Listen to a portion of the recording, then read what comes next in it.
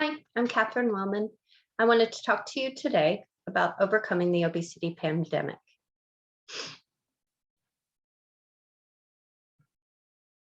When I had my son in 2007, I started to study how to raise him the right way. I love to watch documentaries, and in 2009, I stumbled upon Food Inc. This documentary changed the way I saw food and the food industry. The first reason I believe we have an obesity epidemic is due to the vast amount of fast food. In the 1950s and 60s, mothers began to work outside of the home, and due to a lack of time, fast food became the go-to. As a result, the fast food industry took off and is now worth billions of dollars. Their influence caused a demand for convenience foods. So the major food companies produced a line of foods that lacked nutrients, was very high in calories, and was full of preservatives.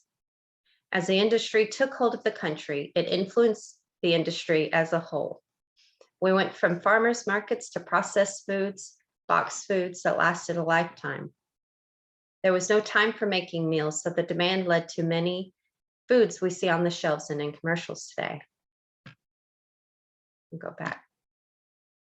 So fast food restaurants became a popular option for meals after mothers started to work to provide for their home. This is a picture of a fast food restaurant from the 50s, I would say, and a cover of Food Inc., the documentary. It's a very good educational documentary if you're looking to get more information on how the food industry is what it is today.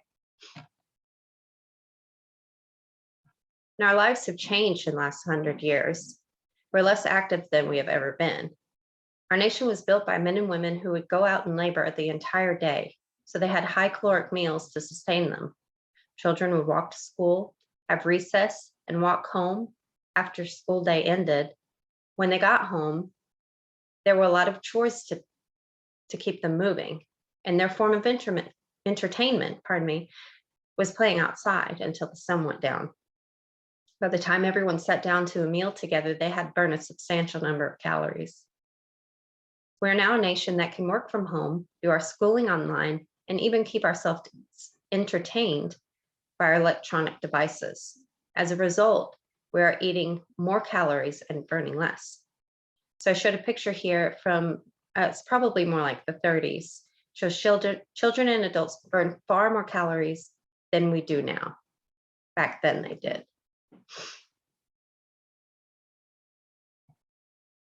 But I believe the most significant factor is a lack of education about food, how much we should eat and drink, what type of foods we should be consuming.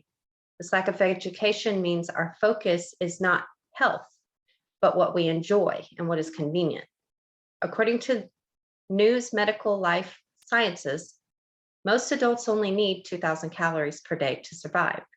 If you look at the packages of food that you buy, their nutritional values are listed.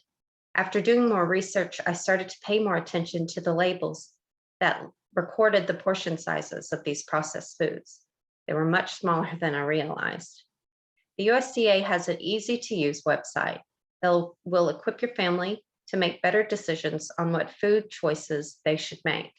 The site starts with a quiz to break down what your family is consuming.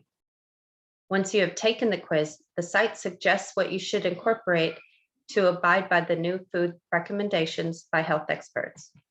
It is up to us to make good food choices for our family. We should teach food education in the homes, just like we teach manners and cleanliness. So if you look on the website, the USDA has listed, they have lots of information to learn what your family needs. They even break down a nutritional label right here. And this is the Choose My Plate. So it shows your portion sizes of dairy, grain, protein, vegetables, and fruits. And you'll find that the grains are very small and they don't even have fats listed on here.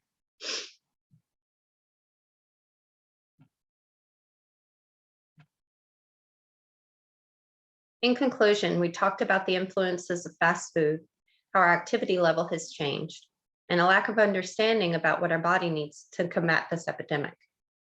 I hope that as a society, we can help the next generation to live a more health conscious life so we can end childhood diseases and live healthier lives.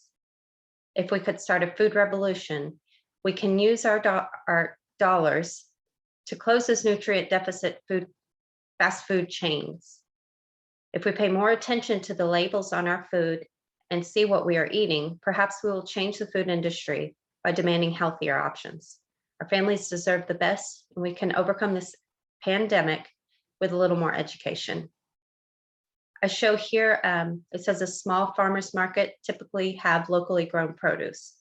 They have other meals, and there are other ones that have farms that bring cheeses and meats, and it's just a much better option than those boxed processed foods that our kids are growing up on these days. I put a picture of my family garden here. Just, it's very small, but it provides a lot of produce for one family. Anybody can do this if I can do it. And I know that together we can educate the world. And I think that the federal government is doing a good job offering this information through their USDA myplate.org. And I do suggest that you look into it. Thank you so much.